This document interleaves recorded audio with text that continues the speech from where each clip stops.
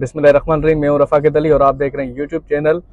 आज कल जो एक सोशल मीडिया पर बड़ी चीज़ वायरल हो रही है, बड़ी चीज़ें चल रही हैं, टाइटैनिक से मुतल्लिक जो आबदोस था उसके मुतल्लिक बड़ी चीज़ें जो है सुनने को लोगों को मिल रही है। उसके मुतल्लिक मैं कुछ चीज़ें आपके सामने रखना चाहूँगा कि ये वाक़या किस तरह हुआ और ये टाइटैनिक की जो माजी की कुछ हिस्ट्री है वो मैं आपके सामने रखने की कोशिश करूँगा जो हमारे पास जानकारी है। तो सबसे पहले टाइटैनिक की मैं हिस्ट्री आपको बताता चलूँ। उसको जो बनाने की जो टाइमिंग थी, जिस टाइम टाइटैनिक को मुकम्मल तरीके से कंप्लीटेड तैयार किया गया, उसकी डेट थी 1912। 1912 परफेक्ट डेट है। 1912 10 अप्रैल 1912 10 अप्रैल को टाइटैनिक का एक बहुत बड़ा न डूबने वाला जहाज तैयार किया गया, जिसकी जो फर्स्ट और लास्ट ट्रैवलिंग थी। पहली बार और आखिरी बार जो है उन्होंने ट्रैवलिंग की उस पर। जो टाइटैनिक एक बहुत बड़ा जहाज था, उससे तैयार होने के कंप्लीटेड बाद दुनिया के बड़े बड़े इंजीनियरों ने उसे विजिट किया और उसके मटेरियल को चेक किया और उसके ऊपर बातचीत की और उन्होंने यही कहा कि ये जहाज कभी भी डूब नहीं सकता। तो वो डूबा कैसे? अगर वो कभी नहीं डूब सकता तो वो डूबा कैसे और टूटा कैसे? उसके मुताबिक मैं आपको कुछ चीज़ें बताना चाह रहा हूँ।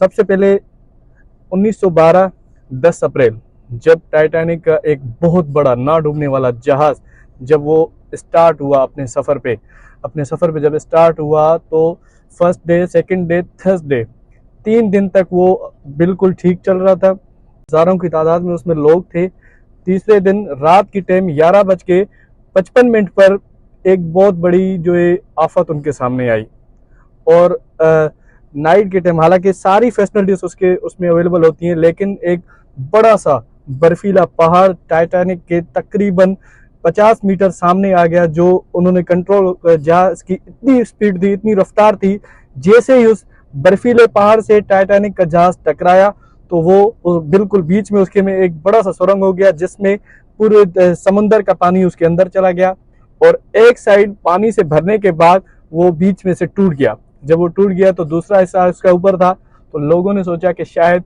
ये हिस्सा ऊपर हो और फिर तैरने लग जाए, लेकिन कुछ ही टाइम के बाद वो भी डूब गया।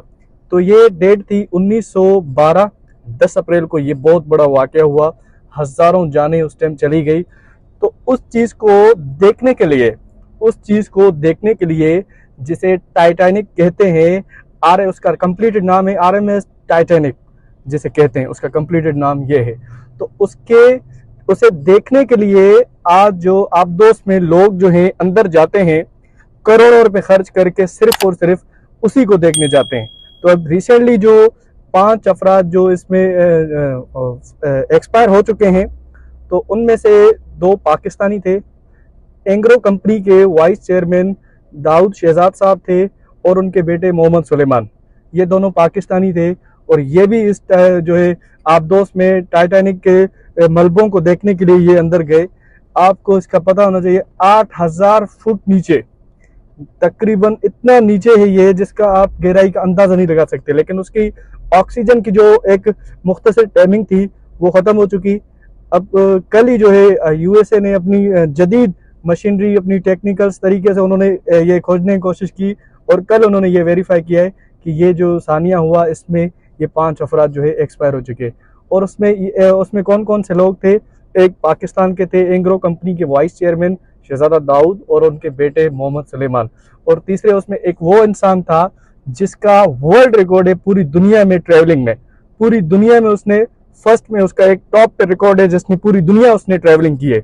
इसमें वो भी थे और 2 और भी इसमें अफराद शामिल थे जो कि इस आबदोस में टाइटैनिक के जो मलबों को देखने के लिए नीचे चले गए, लेकिन वो वापस नहीं आए। तो इस चीज को अब जो चले गए वो तो वापस नहीं आ सकते, लेकिन हम इस चीज को ही कोशिश करें इस तरह के वाकयात होने से बचने से पहले। अब उसका बेटा शहजाद दाऊद का बेटे ने इस चीज से मना किया था कि मैंने नहीं जाना, लेकिन अपने वालिद की ख्वाहिश की वजह से वो भी चला गया, लेकिन अफसोस आज वो हमारे बीच नहीं है।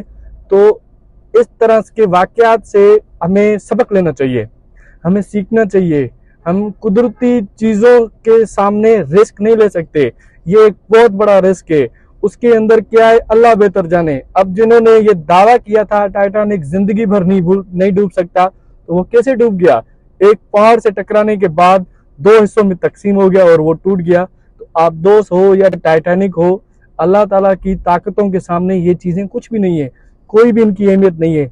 तो अपनी ज़िंदगियों को अहमियत दें, अपनी ज़िंदगियों का एहसास करें, इतने बड़े रिस्क ना लें।